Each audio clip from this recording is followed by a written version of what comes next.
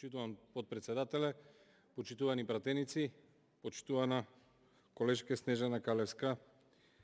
Внимателно ве слушав во вашето обраќање и убеден сум дека и вие сами не сте убедени во аргументите кои што ги изложивте овде. Започнавте со општествен договор, дека има потреба од општествен договор, таков немаше ниту помеѓу партиите.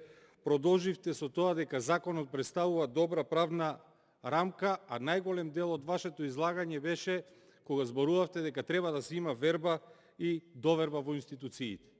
Меѓутоа, за да се заработи довербата на населението во пописниот процес, најважна е содржината на самиот закон и најважна е пописната методологија која што во овој закон недостасува.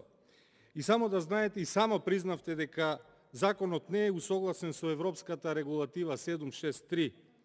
Меѓутоа, и каде да погледнете во законот ќе видите недостатоци токму оние на кои што ние како опозиција укажуваме.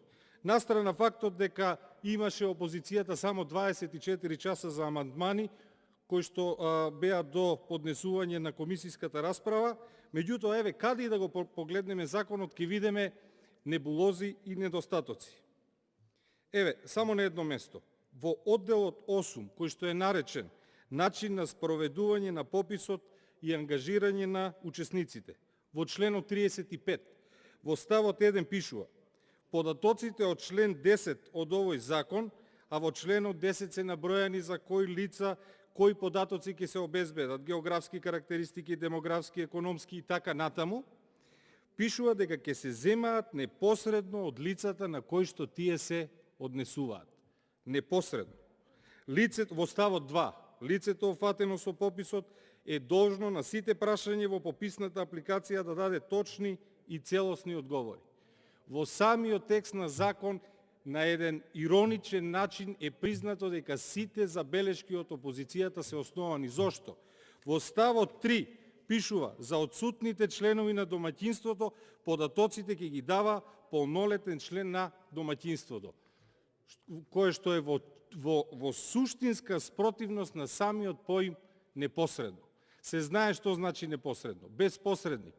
Референдумот значи непосредно изразување на волјата, избирачкото право се остварува непосредно, и овде во ставот 1 сте предвиделе дека непосредно ќе се земаат податоците.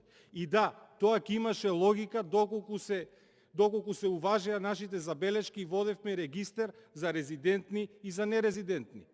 Самиот овој став ви укажува и оди во таа насока. И за крај, дали сме спремни да спроведете попис како што треба?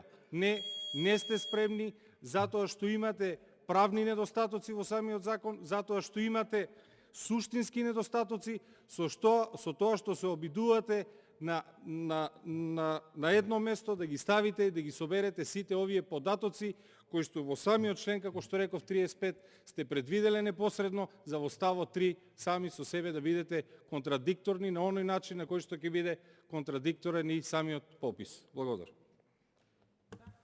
Благодарам. Контрреплика, пратеничката Снежана Калевска, Ванчева, повелете.